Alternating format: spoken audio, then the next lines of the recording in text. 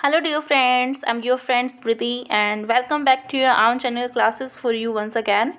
And now, in this session, we are going to discuss top 30 questions from child development and cognition pedagogy, mainly pedagogy. This is cognition because this paper is UP TET paper जो आपका आया था दिसंबर 19 को 2016 का paper है। तो जो UP TET की तैयारी कर रहे होते हैं तो आपने देखा होगा कि जो ये पोर्शन रहता है ये चाइल्ड डेवलपमेंट एंड पेडागोजी की जगह कॉग्निशन का रहता है। ठीक है, तो बात एक ही है, वैसे कॉग्निशन की बात है। यहाँ पे कुछ फैक्चुअल क्वेश्चंस होंगे वो भी आप देखोगे और चाइल्ड डेवलपमेंट के भी क्वेश्चन आपको देखने को मिलेंगे। तो ये जो आपकी वीडियो रहेगी ये देखिए, प्लीज़ ज़रूर इसको पूरा देखिएगा और ये आपको हेल्प करेगी जितने भी हमारे टैट के एग्ज़ाम्स होते हैं उनको क्रैक करने में। जहाँ पर भी आप ये पेडागोजी का सेक्शन देखोगे, साइकोलॉजी का सेक्शन देखोगे, ये उसमें आपको हेल्प करने वाली है। सो प्लीज़ मेरी वीडियो अगर आपको पसंद आए तो इसको प्लीज़ लाइक कीजिएगा, कमेंट कीजिएगा और शेयर कीजिएगा अपने उन दोस्तों के साथ जो कि टैट की प्रिपरेशन कर रहे हैं या किसी भी टीचिंग एग्ज़ाम की प्रिपरेशन कर रहे हैं। तो चलिए स्टार्ट करते हैं इस वीडियो को यहीं से क्वेश्चन नंबर 1 के साथ। तो क्वेश्चन नंबर 1 जो है, concept of collective unconscious was given by. तो जो ये कंसेप्ट दिया गया था अनकॉन्शियस का, कलेक्टिव अनकॉन्शियस का, ये किसने दिया था, किसके द्वारा ये जो है कंसेप्ट दिया गया था, यही फर्स्ट क्वेश्चन में आपसे पूछा गया है। ये एक फैक्चुअल क्वेश्चन है। देखिए, ये जो कंसेप्ट दिया था जिसमें कलेक्टिव कॉन्शियस की बात की थी, अनकॉन्शियस की बात की गई थी, कलेक्टिव अनकॉन्शियस की, तो ये बात की थी हमारे जंग साहब ने। तो ठीक है, तो जंग जो है यही इसका राइट आंसर रहेगा। इसके अलावा फ्रेड, स्किनर और पैवलो जो है इससे रिलेटेड नहीं है। ये जो जंग थे, जंग साहब थे, इन्होंने ही क्या है, इन्होंने ही कलेक्टिव अनकॉन्शियस की जो है अवधारणा की बात की थी, इसी कॉन्सेप्ट के बारे में बात की हुई है। So the next question is there term Eros. जो ये टर्म है इरोज इज रिलेटेड टू, तो ये किससे रिलेटेड है। देखिए, जो ये इरोज हमारी जो ये टर्म है ये हमारी लाइफ इंस्टिंक्ट से रिलेटेड है। तो फर्स्ट ऑप्शन ही इसका राइट आंसर रहेगा। ना ये डेथ इंस्टिंक्ट है, ना ही ये फियर से रिलेटेड है, ना ही ये नेचुरल इंस्टिंक्ट है, ये हमारा लाइफ इंस्टिंक्ट है। ठीक है, तो जो इरोज है ये हमारी लाइफ इंस्टिंक्ट है, ये रिलेटेड जो टर्म है इसी को इरोज बोला जाता है। जो हमारी लाइफ इंस्टिंक्ट होती है उसी को इरोज कहा जाता है। तो यही इसका राइट आंसर रहेगा। नेक्स्ट जो हमारा क्वेश्चन है, ego. Ego is guided by. देखो, जो ईगो होती है वो किसके द्वारा गाइड की जाती है, उसको किसके द्वारा जो है गाइड किया जाता है। ईगो जो होती है ये हमारा क्या होता है, ये हमारी प्लेजर प्रिंसिपल है। आइडियलिस्टिक तो बिल्कुल नहीं है। प्लेजर हमें ईगो से कुछ हद तक आता है लेकिन हर टाइम नहीं आता। ठीक है, जनरल प्रिंसिपल भी नहीं है, ये हमारा रियलिटी प्रिंसिपल है। ठीक है, जो रियलिटी प्रिंसिपल है वो हमारा ईगो है। ईगो, ईद ईगो और सुपर ईगो आपने सुना होगा। जो ईद और सुपर ईगो के बीच की जो चीज़ है वो हमारी ईगो होती है और ये हमारा रियलिटी प्रिंसिपल से रिलेटेड होता है। तो option number b is the right answer. Next जो हमारा क्वेश्चन है, नेक्स्ट जो क्वेश्चन है वो हमारा क्वेश्चन नंबर 4।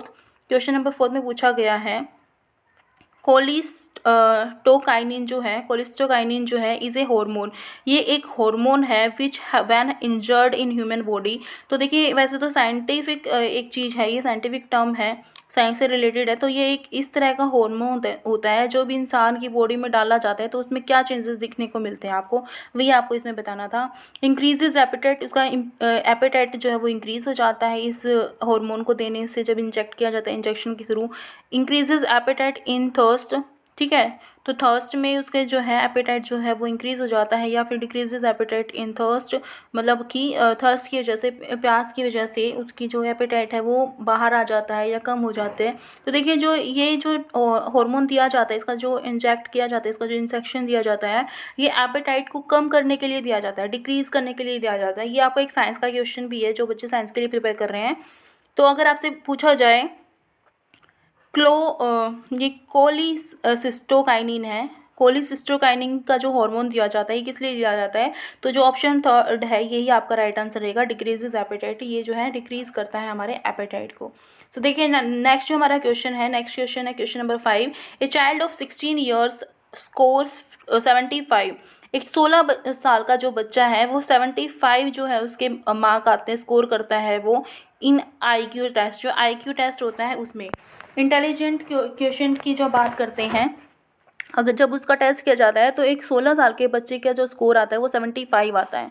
ठीक है, तो आपको बताना है कि उसकी जो मेंटल एज है वो क्या होगी। देखिए यहाँ पर ना एक आई क्वेश्चन का आपको फॉर्मूला पता होना चाहिए। तो आई क्वेश्चन का जो फॉर्मूला होता है वो होता है MA अपॉन क्रोनोलॉजिकल ए। ठीक है, mental as upon chronological age into 100। तो जो ये फॉर्मूला था इससे हमें पता लगता है। देखो अब यहाँ पर दिया गया है कि जो चाइल्ड है वो 16 साल का, यानी कि उसकी क्रोनोलॉजिकल एज आपको दी गई है। क्रोनोलॉजिकल एज यहाँ पर 16 दी हुई है और आपको जो स्कोर दिया हुआ वो 75 दिया हुआ है, यानी कि जो उसका रिजल्ट आया है वहाँ पर 75 आया है। तो आपको बताना है कि उसकी जो मेंटल एज होगी वो क्या होगी, तो ये आपको फाइंड आउट करनी है। तो आप यहाँ से बता सकते हो कि जो इसकी मेंटल एज होगी वो आपको क्या मिलेगी, 12 मिलेगी। जब आप इसको सॉल्व करके देखोगे तो जो आंसर आएगा आपको वो 12 आएगा। तो option number a is a right answer. इसके लिए जो ऑप्शन नंबर ए है वो आपका राइट आंसर रहेगा। नेक्स्ट जो आपके क्वेश्चन है, सेंट्रल नर्वस जो सिस्टम है कंसिस्ट ऑफ। तो जो सेंट्रल नर्वस सिस्टम होता है उसमें क्या होता है, आपके ऑल ऑर्गन्स होते हैं? नहीं, ऐसा तो नहीं हो सकता। हमारे शरीर के सारे ऑर्गन सेंट्रल नर्वस सिस्टम में तो नहीं जा सकते। ब्रेन होता है, ठीक है, देखते हैं। स्पाइनल कोड होता है या फिर आपका ब्रेन एंड स्पाइनल कोड। देखो ब्रेन और स्पाइनल कोड दोनों ही चीज़ें क्या है हमारे सेंट्रल नर्वस सिस्टम में होती हैं। तो ये इसका राइट आंसर रहेगा। नंबर 4 इसका राइट आंसर रहेगा। देखो ये भी एक साइंटिफिक साइंस का क्वेश्चन हो सकता है। सेंट्रल नर्वस सिस्टम में क्या होता है, हमारा ब्रेन और जो स्पाइनल कोड है ये हमारा सेंट्रल नर्वस सिस्टम में होता है। तो नेक्स्ट देखिए, नेक्स्ट जो हमारा क्वेश्चन है, ऑब्जेसिव जोनेस होती है, ऑब्जेसिवनेस एंड ये क्या है, ऑब्जेसिव कंपल्सिव डिसऑर्डर क्या है। जो ऑब्जेसिव और ये आपका कंपल्सिव जो डिसऑर्डर होता है ये कैसा डिसऑर्डर होता है, डिसोसिएटिव डिसऑर्डर होता है, एडजस्टमेंट डिसऑर्डर होता है, एंजाइटी होता है या फिर सोमाटोफॉर्म डिसऑर्डर होता है। तो ये हमारा एंजाइटी डिसऑर्डर होता है। जो हम ऑब्जेसिव हो जाते हैं ना किसी चीज़ को, एंजाइटी में तो होता है। ठीक है, बोलते हैं ना कि मैं बहुत ऑब्जेसिव हूँ इस चीज़ को लेकर के, क्यों क्या होता है वो हमारा एंजाइटी डिसऑर्डर होता है। तो option number 3 is the right answer. Anxiety disorder को ही ऑब्जेसिव कंपल्सिव डिसऑर्डर कहा जाता है। क्लियर है। नेक्स्ट जो हमारा क्वेश्चन है, क्वेश्चन नंबर 8 पूछ रहा है, who framed the test of creative thinking to identify creativity.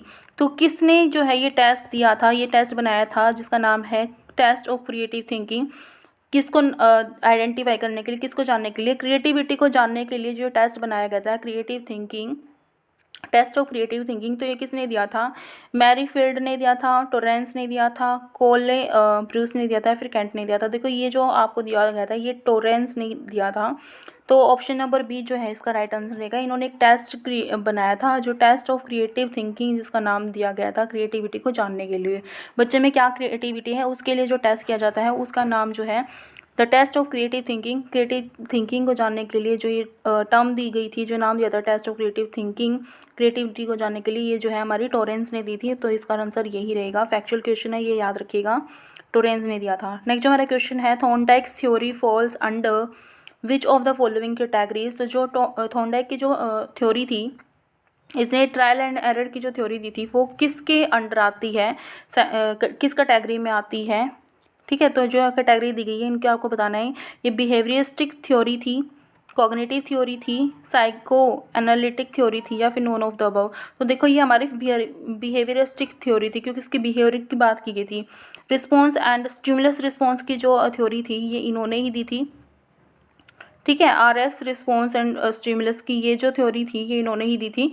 तो ये जो है ये किस कैटेगरी में आते हैं, ये आपके बिहेवियरिस्टिक कैटेगरी में आते हैं, क्योंकि यही ये इसी थ्योरी जो बिहेवियरिस्टिक थ्योरी है उसी कैटेगरी में आती है। इनकी जो इन्होंने ट्रायल एंड एरर की थ्योरी दी थी वो इसी के अंडर आती है, क्योंकि इसमें बिहेवियर में चेंज को हम पढ़ रहे थे कि उसके क्या है, क्या चेंजेस आते हैं बिहेवियर में। चूहे के ऊपर इन्होंने जो किया था ट्रायल एंड एरर का एक्सपेरिमेंट।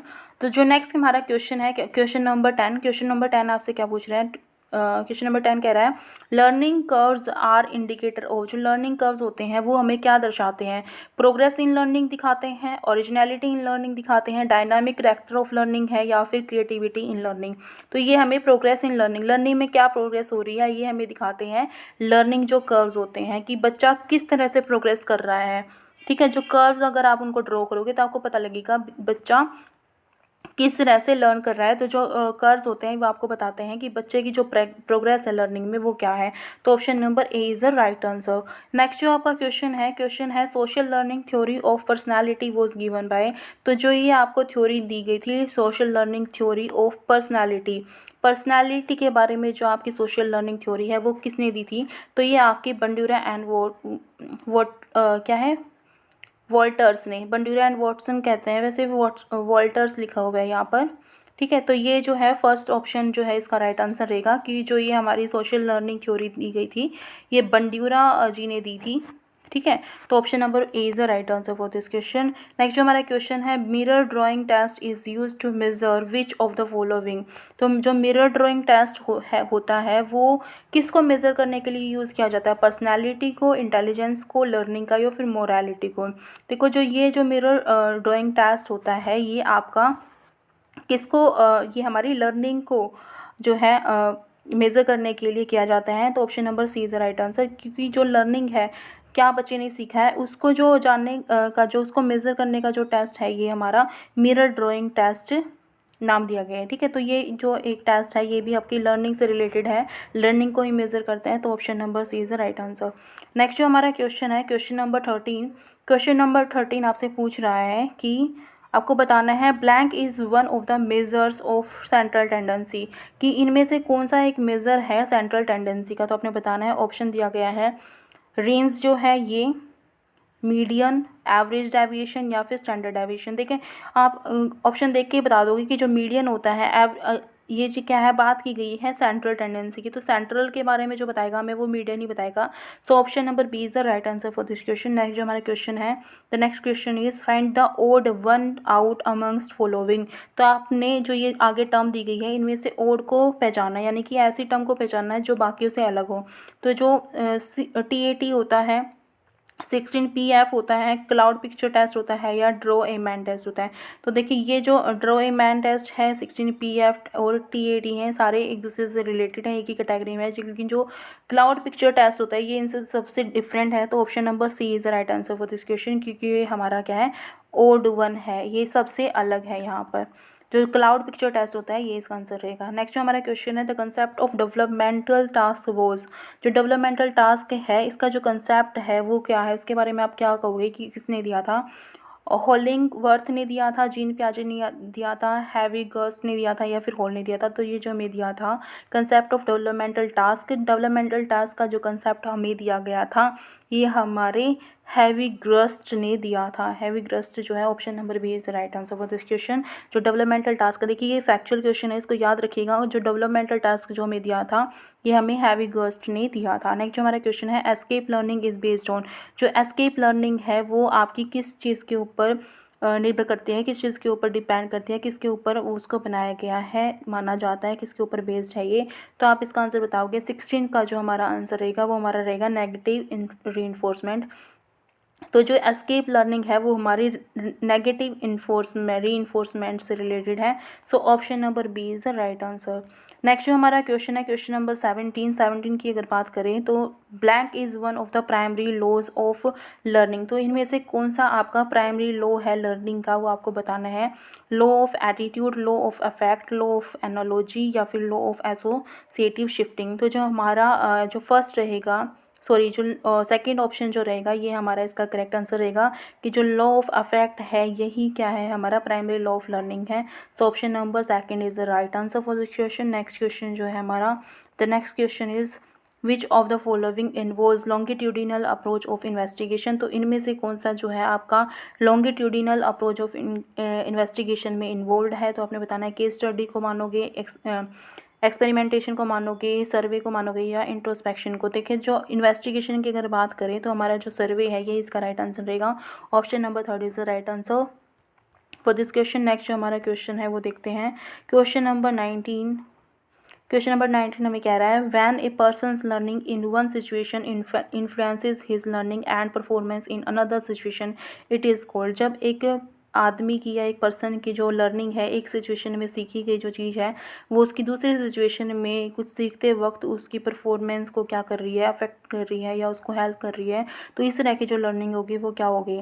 थिंकिंग होगी, मेमोरी होगी, ट्रांसफ़र ऑफ लर्निंग होगी या इंटेलेक्चुअल डेवलपमेंट होगी। तो जो ये क्या है हमारी ट्रांसफ़र ऑफ लर्निंग होगी, क्योंकि वहाँ पर डायरेक्ट ट्रांसफ़र हो रहा है लर्निंग का। एक सिचुएशन में जो चीज़ सीखी गई है वो दूसरे सिचुएशन में दूसरी चीज़ को सीखने में हेल्प कर रही है। तो जो इसका आंसर रहेगा हमारा option number 3 is the right answer. Next जो हमारा क्वेश्चन है, क्वेश्चन नंबर 20 क्वेश्चन देखते हैं। According to G Wallas the first stage is creative thinking in creative thinking is.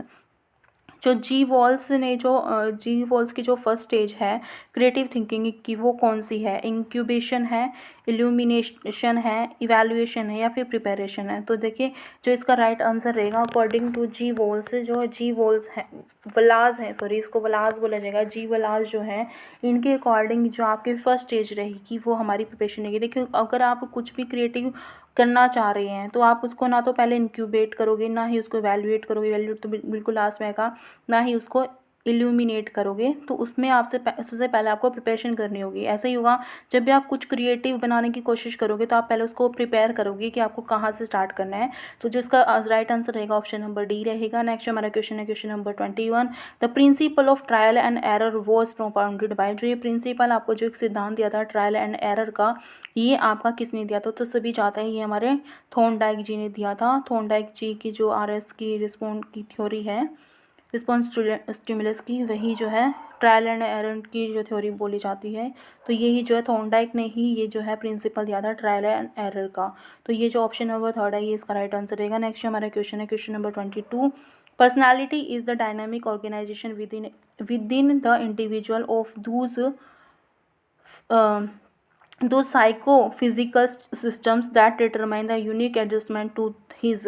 तो ये जो पर्सनालिटी इज डायनामिक ऑर्गेनाइजेशन, जो पर्सनालिटी है वो आपका डायनामिक ऑर्गेनाइजेशन है विद इन द इंडिविजुअल में, ठीक है, हर एक इंसान में, of those psychophysical system that determine, उन चीज़ों का, उन साइकोफिजिकल सिस्टम का क्या है? डायनामिक ऑर्गेनाइजेशन है। That determine the unique adjustment to his, जो कि क्या है उसके एडजस्टमेंट को, यूनिक एडजस्टमेंट को, किस चीज़ के? तो ये एनवायरनमेंट, उसके एनवायरनमेंट के जो यूनिक एडजस्टमेंट में उसको हेल्प करता है, डिटरमाइन करता है। The definition was given by, जो ये डेफिनेशन जो ये दी गई है परिभाषा, ये किसके द्वारा दी गई थी? तो ऑप्शन है आपके एम.एल. मन ने दी थी, एस. फ्रॉड ने दी थी, G.W. आलपोर्ट ने दी थी या J.E. डैशियल ने दी थी। तो जो ये आपकी जो टर्म दी थी, ये आपकी जो डेफिनेशन दी गई थी, ये G.W. आलपोर्ट ने दी थी। उन्होंने कहा था कि जो पर्सनालिटी है वो क्या है? Is a dynamic organization. Personality क्या है? एक डायनामिक ऑर्गेनाइजेशन है विद इन द इंडिविजुअल के अंदर, जो कि क्या है उसके साइकोफिजिकल सिस्टम जो है उनका, उसको क्या करता है? डिटरमाइन करता है, determine the unique adjustment to his environment, उसके एनवायरनमेंट में क्या है एक अलग तरह से जो इसका समायोजन बनाता है। तो ये जो उससे क्या बनती है? उसकी पर्सनालिटी बनती है, ठीक है, उसका ही डायनामिक ऑर्गेनाइजेशन को पर्सनालिटी कहा जाता है। तो ये जो टर्म, जो ये डेफिनेशन दी गई थी, ये G.W. ऑलपोर्ट के द्वारा दी गई थी। तो ऑप्शन नंबर 3 इसका राइट आंसर रहेगा। देखिए ये क्वेश्चन जो है मोस्ट इंपॉर्टेंट क्वेश्चन है, इसको याद रखिएगा। फैक्चुअल क्वेश्चन है कि जो डेफिनेशन दी गई थी ये हमारी G.W. ऑलपोर्ट के द्वारा दी गई थी। पर्सनालिटी से रिलेटेड बात की गई थी और उसके एडजस्टमेंट, यूनिक एडजस्टमेंट जो उसका एनवायरनमेंट है, उसका जो डायनामिक ऑर्गेनाइजेशन है एक इंडिविजुअल के अंदर, वो क्या है उसके फिजिकल सिस्टम को क्या करता है, से रिलेटेड होता है और वो डिटरमाइन करता है उसका यूनिक एडजस्टमेंट टू एनवायरनमेंट। तो नेक्स्ट क्वेश्चन जो है हमारा, ये आपको समझ आ गया होगा। नेक्स्ट जो हमारा क्वेश्चन है वो है क्वेश्चन नंबर 23। क्वेश्चन नंबर 33 जो हमें कह रहा है who is associated with gestalt theory. तो इनमें से कौन सा जो है आपके गेस्टाल्ट थ्योरी से रिलेटेड है, एसोसिएटेड है, जुड़ा हुआ है? गेस्टाल्ट थ्योरी की जो थ्योरी है जो लर्निंग की, उससे जुड़ा हुआ कौन है? फ्रॉम द फॉलोइंग, इनमें से बताना है। जो आपको 4 ऑप्शन दिए गए हैं इनमें से आपको बताना है कि कौन आपका गेस्टाल्ट थ्योरी ऑफ लर्निंग से जुड़ा हुआ है। तो देखिए साफ देख पा रहे हो जो कॉलर और जो कॉफका है यही जो है गेस्टाल्टवादी कहे जाते हैं, यही जो है गेस्टाल्ट थ्योरी से रिलेटेड है। तो ऑप्शन नंबर 4 जो है इसका राइट आंसर रहेगा। नेक्स्ट जो हमारा क्वेश्चन है question number 24। The component of language referring to rules governing the structure and sequences of speed of sound. तो आपको बताना है कि क्या कहते हैं द कंपोनेंट, उस कंपोनेंट को क्या कहोगे लैंग्वेज के, जो कि क्या रेफर कर रहा है to the rules governing the structure, उन रूल से जो कि गवर्न करेंगे स्ट्रक्चर को, सिक्वेंसेस और स्पीड ऑफ साउंड, साउंड की जो स्पीड है उसको, उसके स्ट्रक्चर को गवर्न करेंगे, चलाएंगे। तो वो कौन से रिलेटेड होंगे, सीमेंटिक्स कहोगे, ग्रामर कहोगे, फोनोलॉजी कहोगे, या फिर नॉन ऑफ दिस। फोनोलॉजी यानी कि साउंड की जो स्टडी होती है, तो ये इसका राइट आंसर होगा, क्योंकि वो कंपोनेंट जो कि क्या है किसी लैंग्वेज को रेफर कर रहा है, उसके रूल्स गवर्निंग द स्ट्रक्चर, उसके स्ट्रक्चर को और उसके सीक्वेंस जो है, स्पीड जो उसकी साउंड की जो स्पीड है, तो ये क्या है फोनोलॉजी। साउंड की जहाँ पर बात हो गई है, तो देखिए आप देख पा रहे हो जो साउंड है वो हमारा फोनोलॉजी से रिलेटेड होगा, फ़ोन से रिलेटेड होगा, ठीक है, सिल्वेस से रिलेटेड होगा। तो यही जो इसका राइट आंसर रहेगा कि ऑप्शन नंबर थर्ड। सो जो हमारा नेक्स्ट क्वेश्चन है, क्वेश्चन नंबर 25 जो हमारा क्वेश्चन है, अकॉर्डिंग टू वुडवर्थ की अगर बात करें, it is not a dimension of memory. तो इनमें से कौन सा एक मेमोरी का डायमेंशन नहीं है, वो आपको बताना है। रिटेंशन, रिकॉल, रिकॉग्निशन या फिर रीजनिंग। तो आप देख पा रहे हो रिकॉल भी हमारी मेमोरी से रिलेटेड है, रिटेंशन भी रिलेटेड है और रिकॉग्निशन भी रिलेटेड है, लेकिन जो रीजनिंग है वो हमारा मेमोरी से रिलेटेड नहीं है, क्योंकि ये क्या है, तर्क होती है। रीजनिंग किसी चीज़ को रीज़न करना, उसके रीज़न को पता लगाना, किसी भी चीज़ के हैपनिंग के रीज़न को पता लगाना, तो यही क्या है उसकी मेमोरी से रिलेटेड नहीं हो। रीज़न क्या है, एकदम से भी आ सकता है, इनसाइटफुल उससे भी आ सकता है, तो ये जो रीज़न है ये इससे रिलेटेड नहीं है। तो option number D is the right answer for this question, question number 25। Next हमारा क्वेश्चन है क्वेश्चन नंबर 26। क्वेश्चन नंबर 26 के लिए देखते हैं, TAT वॉज डिज़ाइंड बाय। जो TAT है वो किसके द्वारा डिज़ाइन किया गया था, तो देखो ये हमारा जो है मुर्रे हैं, इनके द्वारा डिज़ाइन किया गया था। जो हमारा TAT जो टर्म है, ये हमारी मुर्रे के द्वारा जो है डिज़ाइन की गई थी, ठीक है। 26 को आप याद रखिएगा, ये भी आपका एक फैक्चुअल क्वेश्चन है, मुर्रे द्वारा ही ये डिज़ाइन की गई थी TAT। नेक्स्ट हमारा क्वेश्चन है 27th, blocking of behaviour that is directed towards a goal is. उस बिहेवियर को ब्लॉक करना, रोक देना, जो कि क्या है डायरेक्टेड है टूवर्ड्स ए गोल, एक गोल की तरफ चल रहा है वो बिहेवियर, उसको ब्लॉक कर देना क्या है, इमोशन है, मोटिवेशन है, एग्रेशन है या फ्रस्ट्रेशन है। तो इसका आंसर आप क्या करोगे, सबसे जो नेगेटिव चीज़ रहेगी वो इसका आंसर रहेगा। तो इमोशन इतना नेगेटिव नहीं है, ना ही मोटिवेशन पॉजिटिव है, ये एग्रेशन एंड फ्रस्ट्रेशन में से एक होगा। तो ब्लॉक जो करेगा बिहेवियर को, एग्रेशन भी कर सकता है, लेकिन उससे ज़्यादा खतरनाक क्या है, फ्रस्ट्रेशन है। तो option number third is the right answer, C ही इसका राइट आंसर रहेगा क्वेश्चन नंबर 27 के लिए। Blocking of behaviour that is directed towards goal is frustration. अगर फ्रस्ट्रेटेड हो जाता है बंदा, तो क्या है वो जो उसने गोल रखा है उसकी तरफ वो अग्रसर नहीं होता, और उसमें क्या है उसके बिहेवियर में जो है ब्लॉकेज आ जाती है।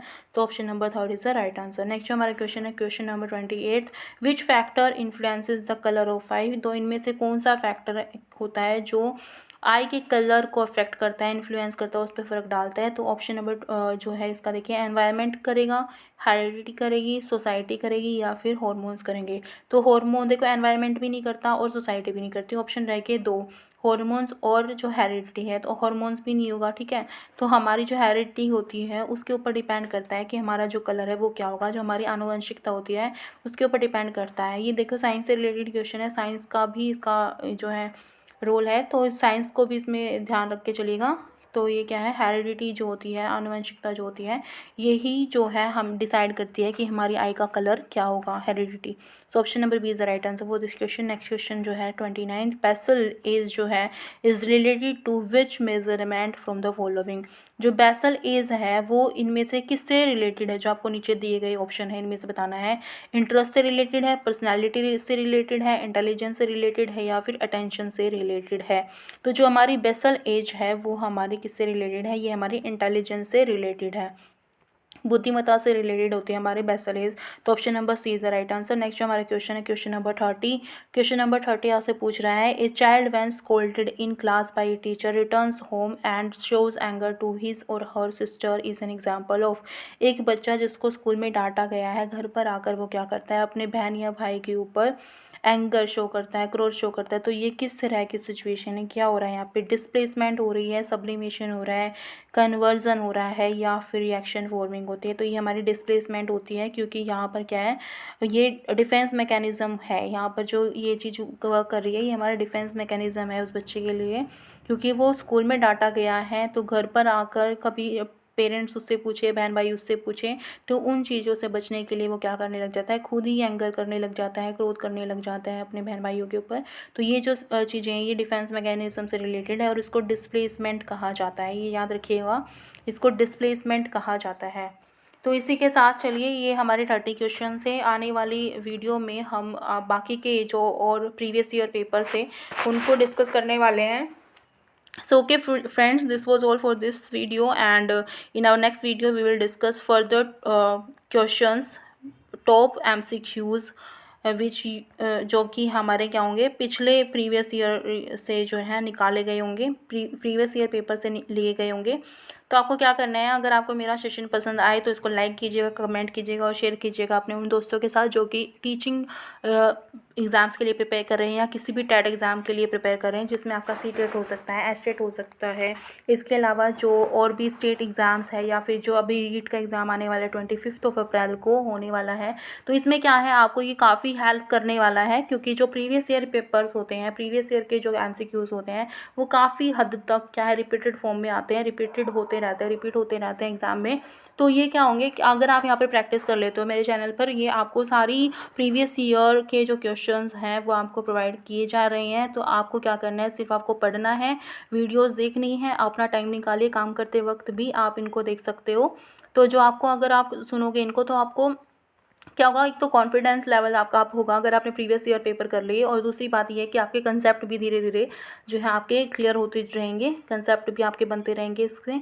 ठीक है, तो आप देखते रहिए, वीडियो को लाइक करते रहिए, कमेंट करते रहिए और शेयर करते रहिए अपने फ्रेंड्स के साथ। Thank you so much, thanks for watching this side your friend Smriti. Thank you.